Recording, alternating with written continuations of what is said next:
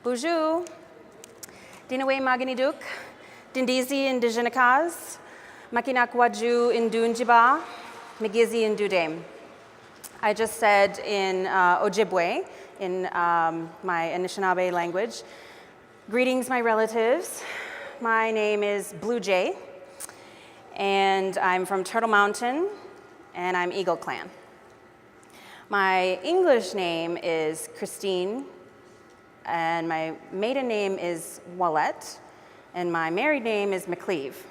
So I was just talking with Mr. Chartrand about his talk and how, we have all these names, and I was like, yeah, I've got all these names, and on Facebook, I've got all 4 of them up there because they all mean something to me. So Christine, Diindiisi, Wallette, McCleave, but that wouldn't fit on the slide here, so. Thank you so much for having me here, and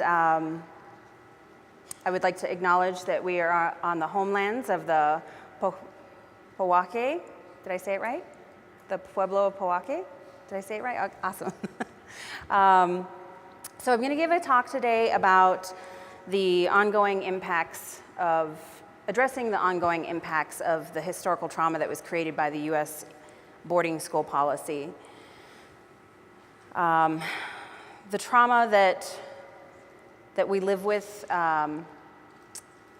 is often not acknowledged, and although my talk, Ine wanted me to talk mostly about healing, we have to start by acknowledging the trauma first. So before I get into the talk too much, I have to do my due diligence and tell you a little bit about the organization that I work for. It's the National Native American Boarding School Healing Coalition, either NABS for short, or Boarding School Healing Coalition. We were started in 2012. We're incorporated under the Navajo Nation, and we were started by the Native American Rights Fund. There was a national symposium in 2011 that brought together leaders across the country, as well as from Canada, people who were involved with the TRC up there. And they basically said we need to have some kind of process like the TRC here in the US, because the Canadian TRC had already gotten started in 2010. So at this 2011 symposium, the Boarding School Healing Project was a thing. It was a project, and they said we need this to be an organization. So NARF sponsored us, we became incorporated, and we became an official 501c3 nonprofit. Our board of directors is 100% Native American. Our membership is both regular members, meaning that you would be an Indigenous person from the US, or affiliate members, so an Indigenous person outside of the US or a non-Indigenous person. And so you have to be a regular member to serve on the board. And we have about 150 members in our coalition now. It's free for individuals to join, so if you are interested, check out our website, boardingschoolhealing.org, and there's plenty of ways to get involved with the coalition. Our vision is Indigenous cultural sovereignty, and our mission is to lead in the pursuit of understanding and addressing the ongoing trauma created by the U.S. Indian boarding school policy. So I took the title of this talk directly from our mission. It just was easier.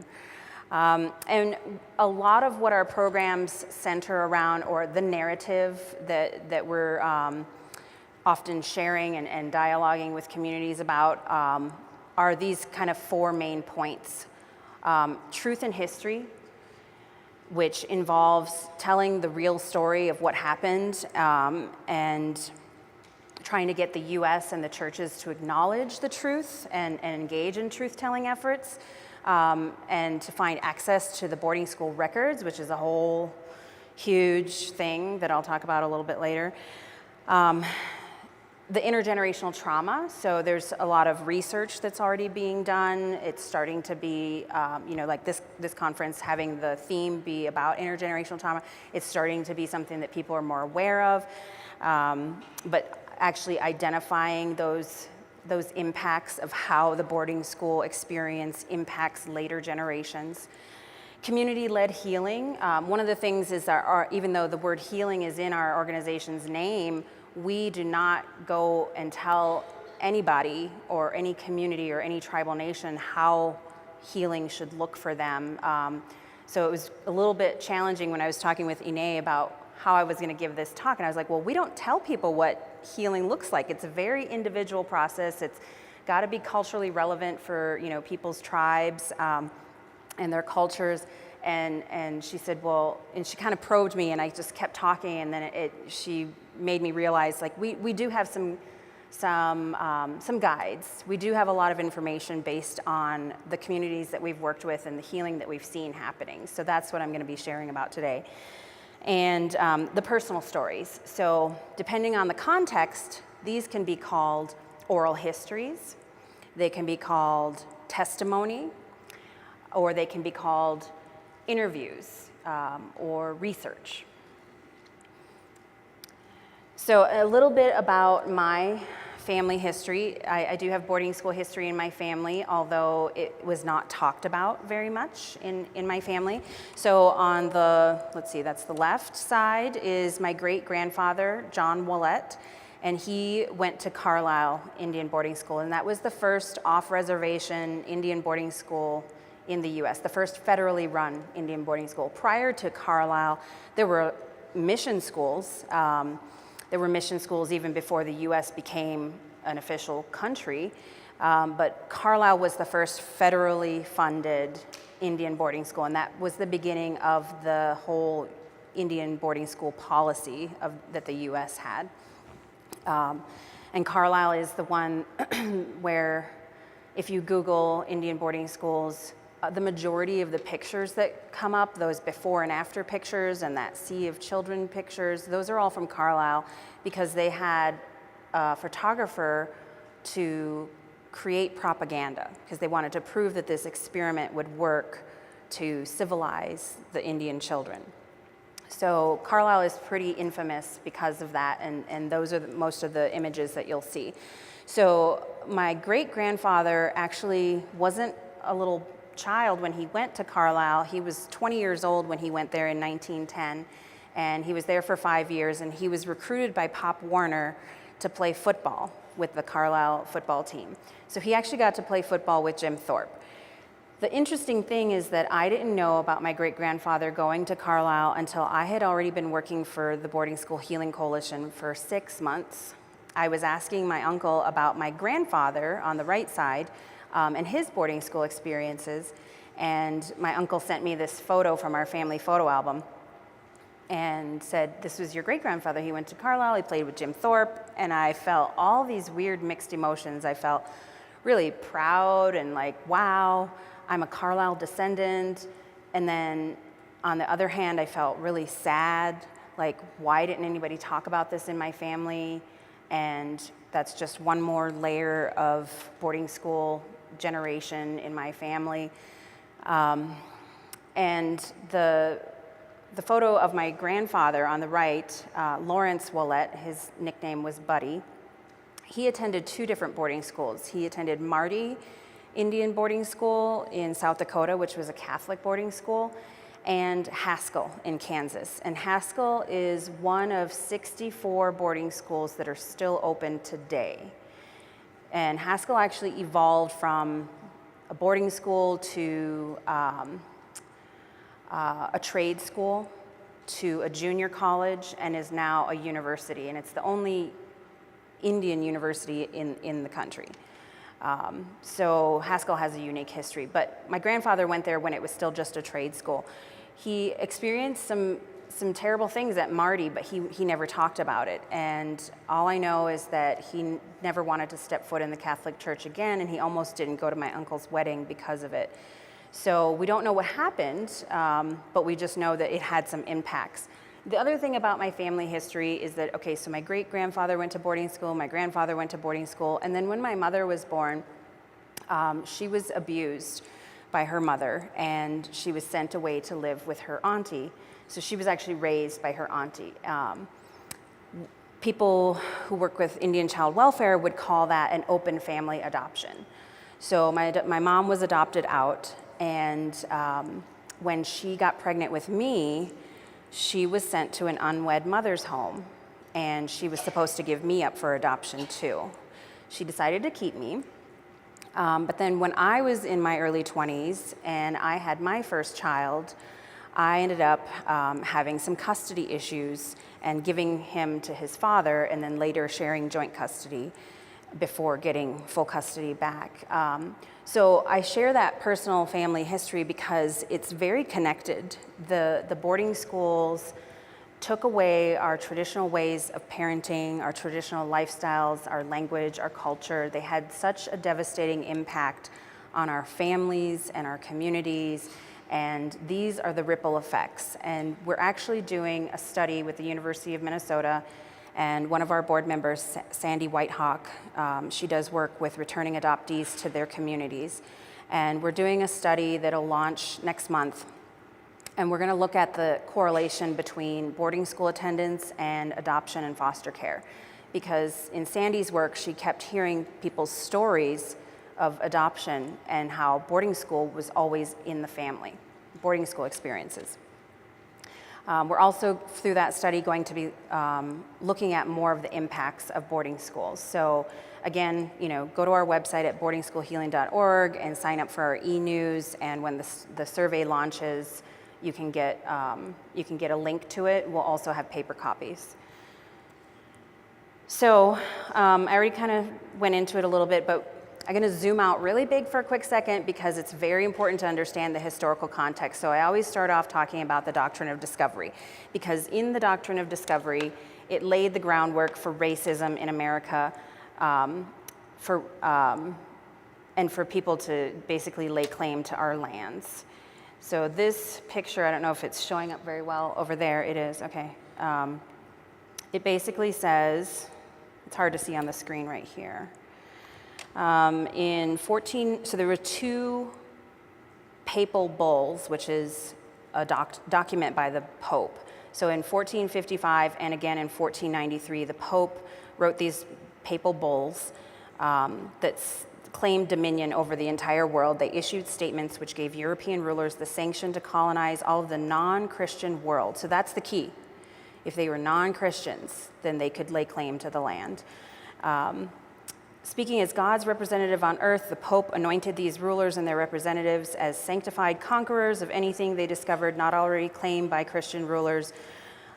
And that is basically how they justified manifest destiny. So this painting is called American Progress, and it's from 1872. And the angel is named Columbia. And she is moving from east to west, and you can see that over in the east, way off in the distant background, there's there's a town, there's bridges being built, there's steamboats, and a civilization according to the Western worldview.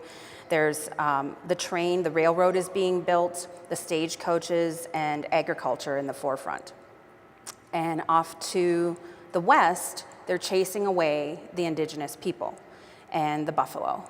And it's even, dark on the west side, and it's all light on the east side. So this was that idea of manifest destiny that came from those documents like the Doctrine of Discovery that made people believe that this was ordained by God, that they would come here and remove the indigenous people and Christianize and quote, civilize this land according to their ways. So because of that, we also talk about boarding school as just one layer of historical trauma that indigenous peoples have experienced here on Turtle Island. And the multiple layers of trauma start from contact, which we know from some of the history about Columbus that he was violent. There was also diseases that were brought over that we didn't have immunity to. So that was the first layer of trauma, was contact. The next layer was, over a period of time, invasion and being displaced from our homelands, being put on reservations, and the U.S. Waging war with Indian nations. So the Indian Wars actually, went on for quite a while, not just from 1851 to 1887. And then there was this new policy of assimilation. And so when Pratt started the boarding schools, he was actually thinking that it was, he was trying to be more compassionate, and he thought it was more ethical to assimilate the children instead of continuing to wage war. So the forced policy of assimilation began. There was also the Indian Reorganization Act in 1934, the termination that was happening in the 50s, and all the while from the beginning of the assimilation to termination, the boarding schools were still going on. And like I said, there's still 64 boarding schools open today, so this legacy still remains. A lot of those boarding schools, the tribes are involved, and they might promote language instead of prohibit it, but the truth is they still have this legacy that they need to acknowledge. So like Chamawa was the second boarding school to be opened, and it's still open, and that's in Washington State. Santa Fe Indian School is completely different today than it was under the historical boarding school era. But again, it's important for these schools to acknowledge that history. Haskell has some things around campus, a little museum and things like that to try and acknowledge the history. But as Mr. Chartrand pointed out, we and the governor who opened us up today, we are still fighting a war today. We're in the self-determination era, but we're still facing challenges to our sovereignty. We're still facing the threat of termination under the current administration, and the Indian Child Welfare Act is under attack. So it's just important to understand those layers of trauma. So also when we talk about that, right? So when the Indian Child Welfare Act comes under attack, that might actually trigger some historical trauma. And then this whole Elizabeth Warren thing that happened this last week, I got kind of triggered because that whole thing about Indian identity and, you know, I'm 1/4 blood quantum and I'm enrolled in my tribe, but my children can't be. And, you know, I was born on the reservation, but I didn't grow up there. And so there's all these things that we face about our Indian identity, and it's actually by design that we have all these identity issues, because they said, let all that is Indian within you die. That was the message, right? They taught people to be ashamed of being Indian. I have a friend who's from Seneca Nation, and she said her grandparents wouldn't let her see her Indian family on her dad's side, and her grandparents said that she shouldn't be a dirty Indian.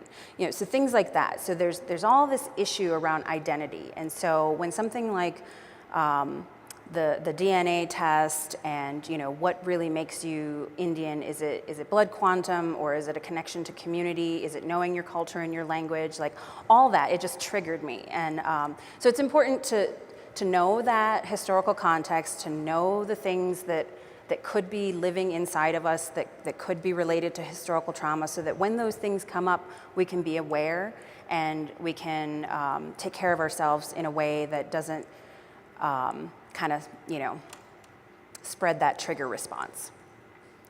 So just a quick overview about the boarding schools in the US. So in Canada, they have that Truth and Reconciliation Commission, and they have, as Mr. Chartrand pointed out, this 7-volume report with, you know, hundreds of pages. They've got all the records from all their boarding schools. They had 150 boarding schools. Here in the US, we have found more than 360, and we're still counting. They know exactly how many children went to those boarding schools. We don't, because we haven't been able to find all the records. They had a court order that forced the government and the churches to bring those records forward. We don't have the court order. They had a class action lawsuit, which led to that court order and led to the creation of the Truth and Reconciliation Commission. The claimants from the class action lawsuit agreed to use their settlement funds to create that TRC. Here in the US, we don't have a class action lawsuit. The statute of limitations often prevents us from filing lawsuits in boarding school cases. And so we don't have a settlement fund. We don't have a national commission. We're just so far behind Canada. But there is hope, because a couple of the TRC commissioners have met with our organization and our board of directors and are giving us guidance. And we're basically trying to recreate a lot of the things that they did, just with a way smaller budget, and relying on grassroots coalition members and people in their communities to share and network their resources. So like I said, there were over 360 boarding schools. They were all government funded. Those are just the government funded ones. The number 500 boarding schools has often been shared here in the US, but we did not find 500. We had our researcher, Dr. Diindiisi McCleave from Turtle Mountain, spend about 6 years looking through boarding school records and trying to find the number of schools, and she found about 150 day schools, which, if you put those two numbers together, would come up with the 500. But our list is just boarding schools, meaning they had to live there away from home for at least 9 months out of the year. So about half of the boarding schools were church-run, and in the beginning, when children were forcibly abducted, the government made it so that it was a law that the Indian agents could withhold rations, or they couldn't put them in jail, put the parents in jail if they didn't send their children. So a lot of people were actually incarcerated, or were cut off from any kind of food or subsistence if they didn't send their children. So this is the policy that actually created the boarding schools. It's a set of policies, because there wasn't an outright, hey, this is what we're going to do with Indian children. But first, it was the Indian Civilization Fund Act, and this was the fund that the U.S. established to administer a lot of what they had in the treaties, what they had agreed to in the treaties. In exchange for us ceding the land, they were going to give us education, health care, and some subsistence support, some food support, rations. So the Bureau of Indian Affairs was created about 5 years later under the Department of War, because that was the department that dealt with the Indians. So at this time, they were still trying to get tribal nations to move onto the reservations, and so it was, the BIA was really an enforcer of the policies that the U.S. had set forth. And they had a problem with the Indian agents. They were corrupt. In some cases, they were stealing, they were withholding rations. The Dakota Wars are a good example of that up in Minnesota. We know a lot of that history. And there was basically a famine in one of the winters, and the Indian agents had the food, but the tickets, like the ration tickets, hadn't arrived from the government. So the paperwork to say distribute the food. And the people were starting to starve, and children were dying, and the Indian agents said, let them eat grass. Have any of you heard of this story? The let them eat grass is probably a pretty famous quote. So a couple of warriors, about 8 of them, went and stole rations so that they could feed their families and the community, and they killed some of the Indian agents, including the one who said let them eat grass, and they shoved grass in his mouth. And this was because their people were dying. And so after that, then there was this big, basically the white people were like, they have to die. There has to be justice for this. And that led to the Dakota 38 being hanged in Mankato. And that, to this date, is still the largest mass execution in U.S. history. And that was ordered by President Lincoln. So a lot of people think Abraham Lincoln was really great, but he doesn't get the claim for this, mass execution of Indigenous peoples. So all that was going on. There was a lot of strife, and then President Grant's peace policy was meant to kind of put an end to all of the Indian wars. And in the peace policy, it allowed for Christian missionaries to access the Indian civilization funds. And that is what opened the door to church-run, federally funded boarding schools. So a lot of what we talk about in our research and our upcoming publication is that the Indian boarding schools were the US's first Indian child welfare policy. Think about it, like that was their first actual policy on what to do with Indian children, was to remove them from their families, remove them from their communities, and force them to assimilate. We all know the stories where children were taken. When they arrived, they were stripped naked, they were deloused, often with harmful chemicals like lye or DDT, which burned their skins in some cases, caused permanent blindness. Their hair was cut, which for some tribal cultures was an indication of mourning or grief. And they were beaten if they spoke their language. They were punished in corporal ways if they engaged with their traditional cultures. So that was the US's first policy on what to do with Indian children. As you can see from the diagram, we tried to make sure that we represented like, hey, before the US and before contact and colonization, our communities were whole and our children were with us and everything was as it was supposed to be. And then they took our children and they sent them to boarding schools. And then as the boarding schools started to close down, they sent them straight to white households to live with white families. So that began the adoption era.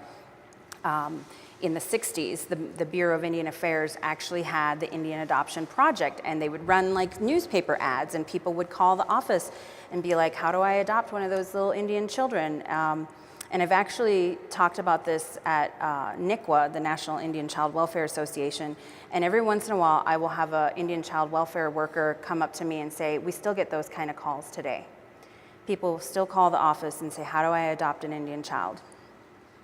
And we know now that foster care is the new boarding school because our children are still being taken, forcibly taken from their parents and from their families and relatives and placed into foster care, which often leads to adoption. So no matter what state demographic you look at, overall in the US, the Indigenous children are removed at a higher rate per capita than any other ethnic minority. And that's because this problem is systematic.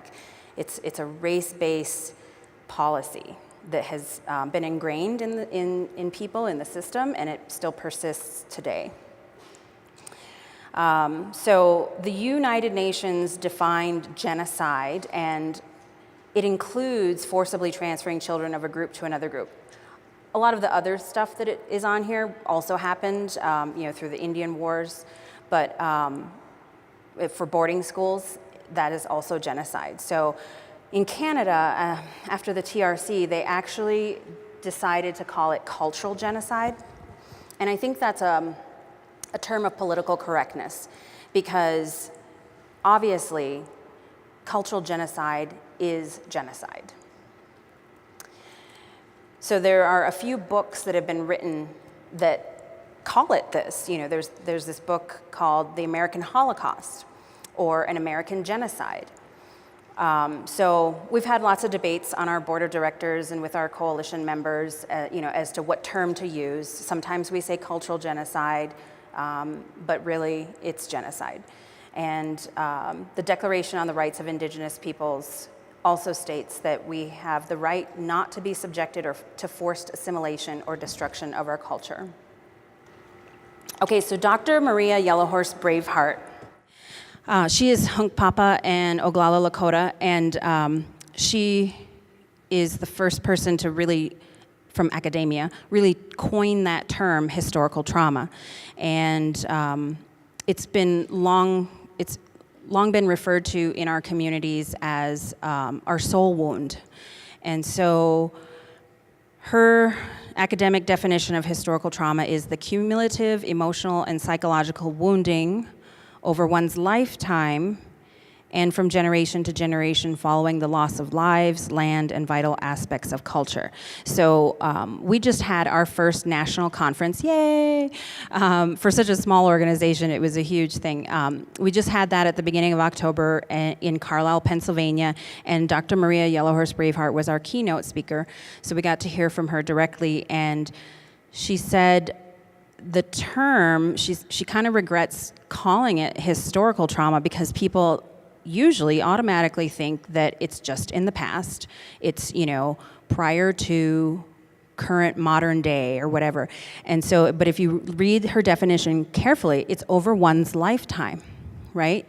So anything that happened prior to today is technically history. It's in the past. So historical trauma includes the things that might have happened to us within this lifetime, and really it is connected to the generations, right? Because the first things that happened to me in my lifetime involved my parents, and there was poverty, and there was alcoholism, and there was domestic violence, and so that was one of the first things that happened to me in my lifetime, but it was a continuance of my parents' experience and their parents' experience, and so you can see the connection, how it's generationally connected. One of the other things to note about how historical trauma is manifesting itself in our communities is with our youth. In 2014, the White House did a report on Native youth, and they declared a state of emergency because of the suicide epidemics that were happening in a lot of communities. And they also noted that our Native youth had PTSD rates 3 times the general public, and that was the same as Iraqi war veterans.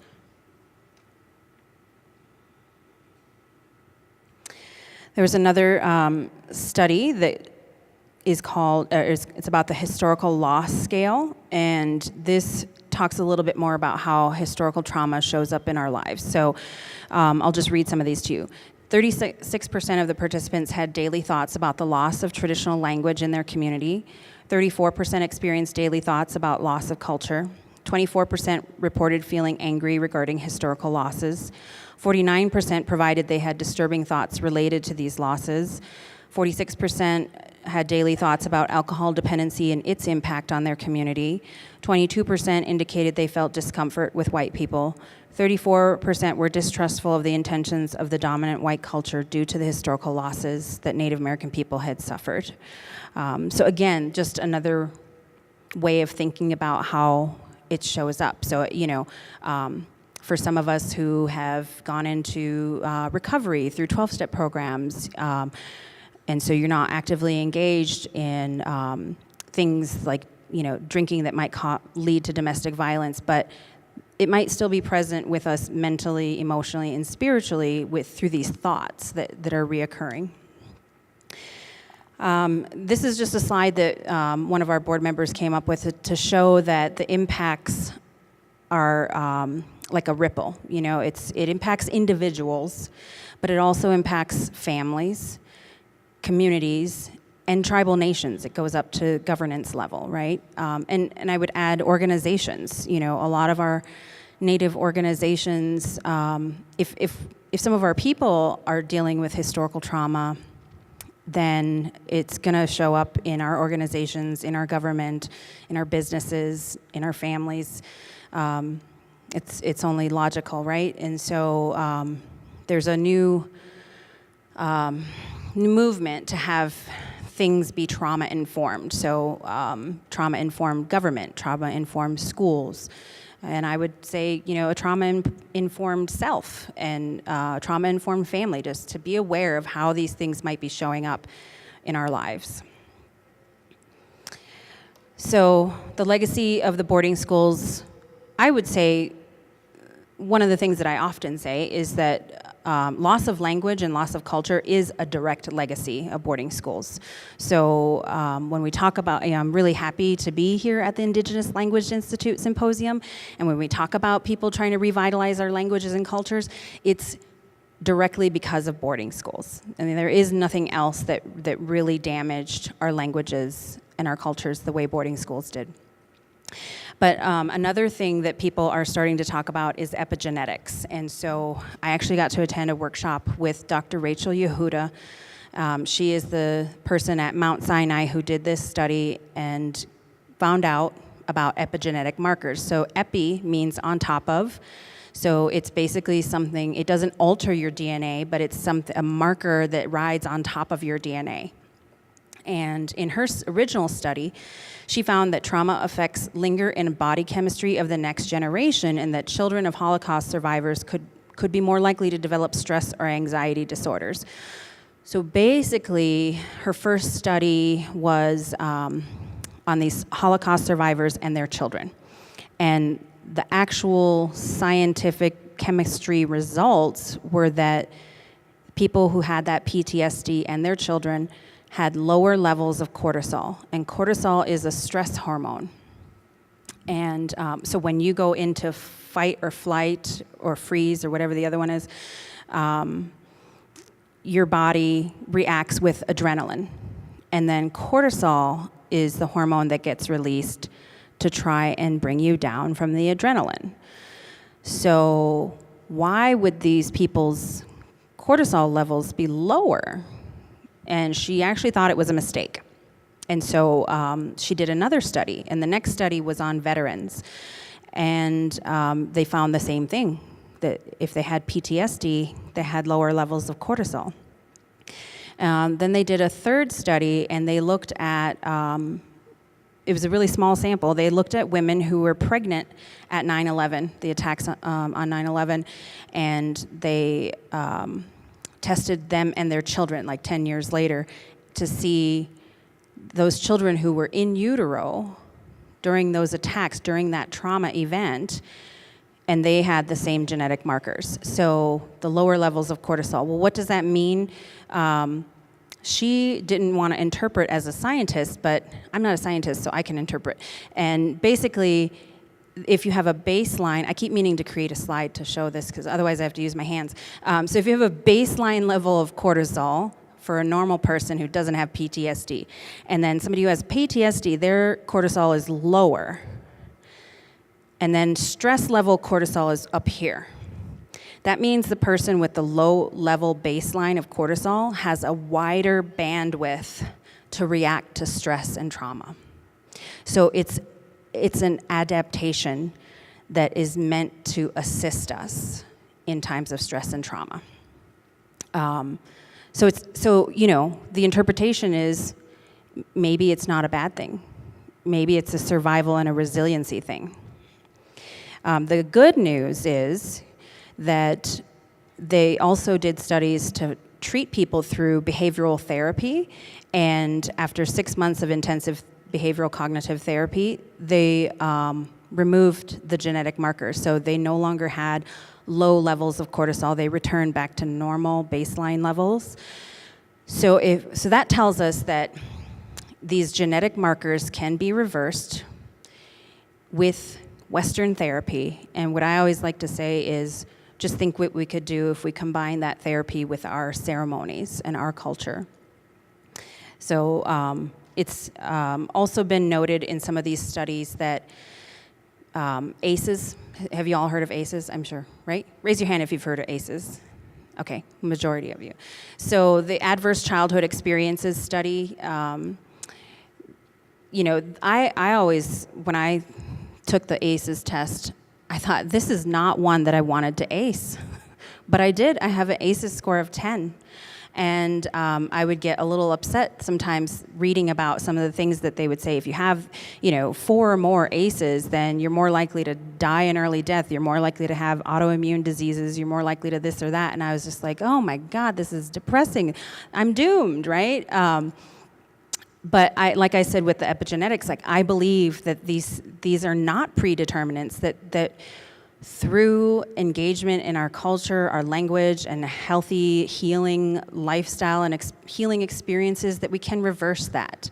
And so there's been some studies that showed, if your grandparents experience starvation, then, the grandchildren are more likely to have diabetes and things like that. So to me, it's just a message that I have to be really careful with, what I put in my body, how I treat myself, and the things that I do to take care of myself.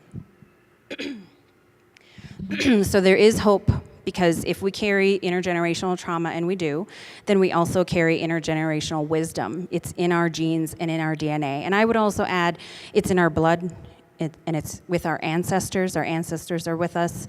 So there is a lot of hope for healing and correcting the impacts of intergenerational trauma.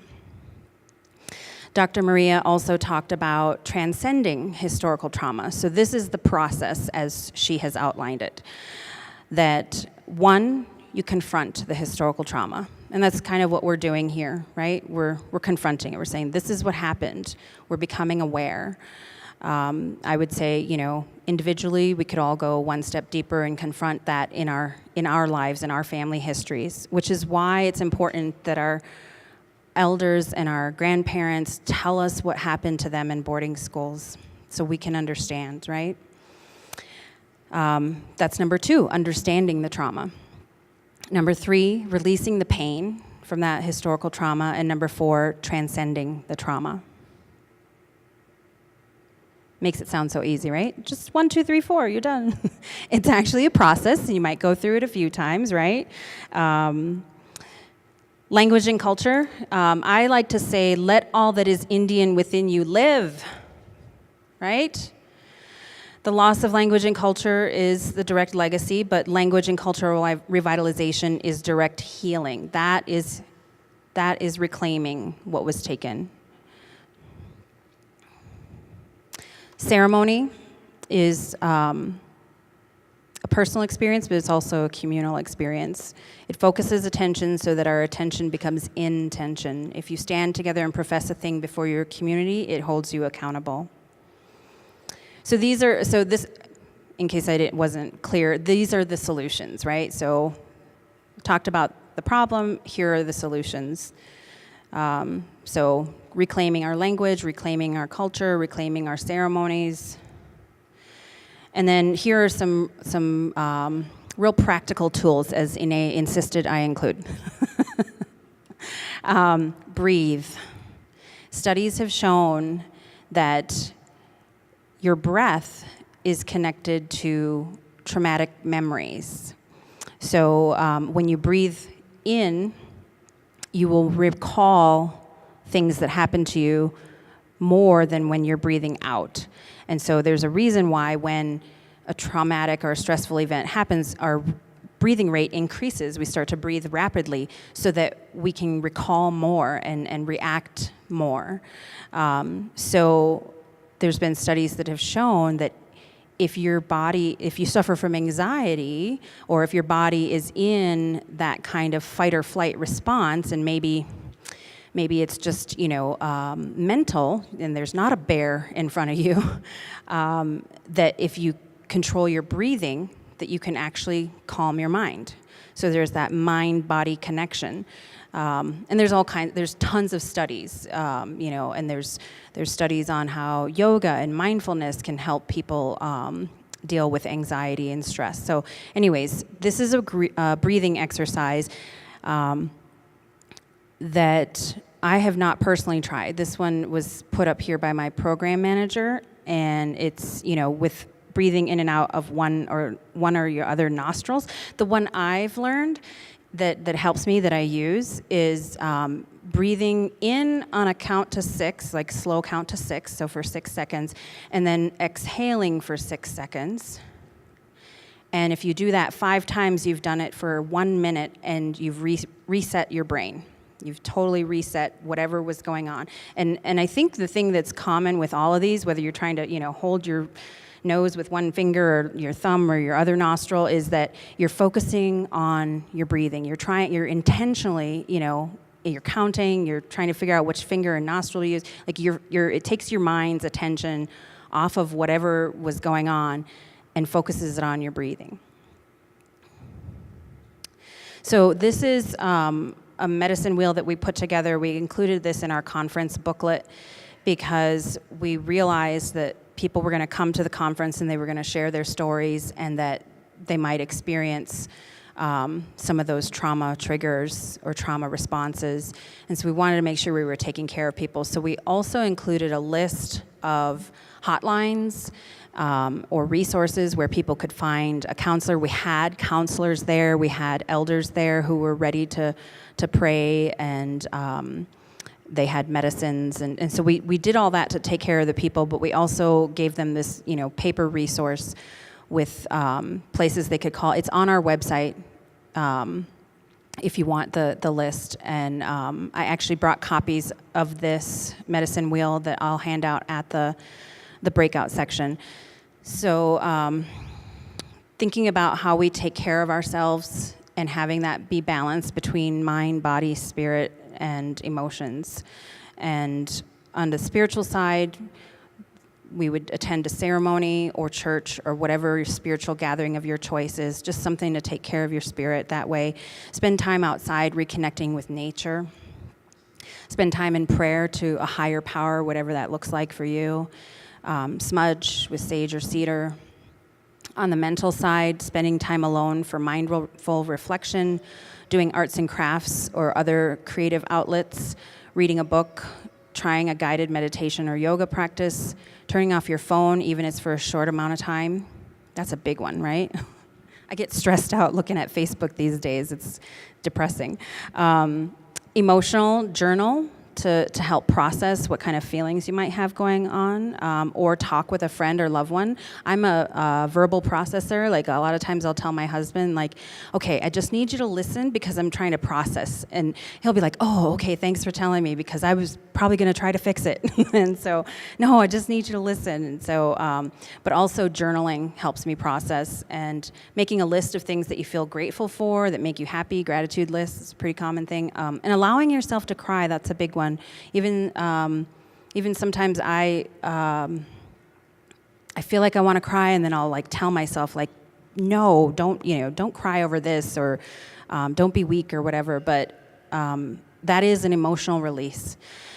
And for physical exercise, it releases endorphins, but it also helps you get out of your head. Eating healthy, I mean, a lot of studies have recently shown that your gut they're calling your gut like a second brain. Like, your mental health is directly related to the health of your digestive system. So that's a big one too for us as Indigenous peoples, because they changed our diet, the way we eat. So eating healthy, having omega-3s and vitamin B for proper brain function. Vitamin B helps with depression. Drinking lots of water for hydration. I'm feeling that here at the high altitude, a little bit dehydrated. So just being in tune with your body, and doing a salt bath or something like that to detox, to get all those, we're bombarded with toxins these days, and going for a walk. So those are some real practical things to take care of yourself. And then as far as truth, healing, and reconciliation, we talk about it as a cycle, and that they're all interrelated. And I have a lot of people who contact me from churches who want to jump right into reconciliation with Indigenous peoples. And I always tell them that we need the truth first, that our people are looking for that acknowledgement, that we need to have the records from their church-run boarding schools, because that's one of the things we're trying to find. We don't have their records, so they need to acknowledge on their side of things what the harm was that they did. Right? Once we have the truth and we all become aware, then we can start to heal, and then we can have peaceful relationships. Some people argue that we can't have reconciliation because we were never conciliatory to begin with. But that's the cycle that we believe it all begins with the truth. And then our programs are kind of centered around healing, awareness, action, and justice. So we do have some advocacy programs. We advocate for the truth. This is a diagram that talks about how we're trying to locate the records for the boarding schools. This is outdated. We've found 364 boarding schools to date. But the rest of it's up to date. We have 9 national archives in the U.S. with 61 schools in those archives. So that is, that's less than a third, and the majority, 2/3, are still missing. We don't know where those records are for 290 plus schools. And so this diagram is going to be updated, and it's going to be put out in our publication that we're going to do next year, talking about the research that we're doing. The reason I have to leave you all, thank you for accommodating and letting me talk early. I'm super bummed I'm going to miss the banquet with Wes Studi. I'm such a fan. But the reason I have to leave is I'm going to the National Congress of American Indians, which is their conference started today, and I'm doing some work there with the Native American Rights Fund and their International Indian Treaty Council, and we're working on a filing to the United Nations on missing children who went missing in boarding school and whose whereabouts are still unknown. Our website, boardingschoolhealing.org, has a lot of educational resources. We've made an online database which will list people's research in all these different areas, the historical boarding school, the intergenerational impacts, the personal stories, and the healing that's going on today. This map is also available on the website. This is the list that we've compiled. And again, this one's outdated because the new one that's on the website says 364 schools. And that was compiled by Dr. Denise Lajmadere, and it took her 6 years. But it'll list all the boarding schools by state. Our next project for this information is to then start filling in what we know about those boarding schools. So the years that it was open, when it closed, or if it's still open, and if it was church run, if it was federal run, things like that. We also have created a professional development curriculum with NIEA, and it's about basically creating a trauma-informed school. It's professional development curriculum for teachers, counselors, and administrators in schools to identify, kind of like I did today with this presentation, the impacts of historical trauma, how it directly relates to boarding schools, and then that's about half the day, and then the second half of the day is really about how to have a trauma-informed environment and more practical tools and skills on how to deal with trauma responses in the classroom. We decided to do this curriculum first for the teachers, and the next curriculum that we're working on is for the students. But we wanted to make sure that the schools were trauma-informed before we have a curriculum for the students, because we want the students to be supported. We also have been working with tribes who have been repatriating their children from Carlisle. This is historic. This is the first time this has ever been done. Last year, the Northern Arapaho repatriated 3 of their children from the Carlisle Cemetery. And this year, 4 more tribes repatriated children. The information is listed on our website. But in November of last year, after the first repatriation happened, we had a tribal roundtable because we wanted to invite the 59 tribes with children buried there and have a discussion and allow them to share with each other where they were at in the process, if they had any concerns. When the Northern Arapaho went to repatriate those 3 children, they only brought home 2. The 3rd child was not found. When they pulled up the casket, there was 2 sets of remains, and neither one of them matched his age or gender. They did go back and they found him this year, but he wasn't where he was supposed to be. And so that casket with the 2 sets of remains, those are now graves marked unknown. So there were already 12 unknowns at the cemetery, and now there's 14. And how could they have graves marked unknown? It's just, it's baffling, it's disrespectful, it's sad, I can't even describe it. But basically, it's because they moved the cemetery. So these children have all been moved once already. So not only should they have not been taken away from their families, not only should they have not died so far away from home and been buried far from their homelands, but then they were disrespected and dishonored when the Army moved the cemetery to build a parking lot. So now the Army is they're trying to set it right, and they're paying for these repatriations to happen. But there were some tribes that came to the round table that said, we don't want our children disturbed. We don't have a ceremony for reburial. The Northern Arapaho and a few other tribes have created new ceremonies for the reburial process, for the exhumation and the reburial process. So this is something that's going on now. I have a lot of people asking me about repatriation from other cemeteries because basically all the boarding schools had cemeteries. The children would die from preventable diseases. They would die from malnutrition or starvation because they used starvation as a punishment. Some died from suicide, and others died from what they call a failure to thrive. Basically, they just kind of gave up on themselves. And there are cemeteries all over the U.S. at all of these boarding schools, and in some cases, they're not being cared for. The land was sold, and there's just no marker indicating that there was a cemetery there. So this is a whole area that we're trying to support people in their healing. So the Northern Arapaho, when they finally did get their children to come home, they had a community ceremony, and it was a very powerful healing moment for many of the families there. So we had our national conference, which we honored our boarding school survivors who came to the conference, and a lot of people got to share, and we didn't necessarily call it a healing event, we called it a conference. But we're talking about doing healing summits, regional healing summits this coming year. And we've done a few GONAs in different communities. The GONA is the Gathering of Native Americans. So that's another thing. And you don't need us to do that. And I think other communities have done these on their own.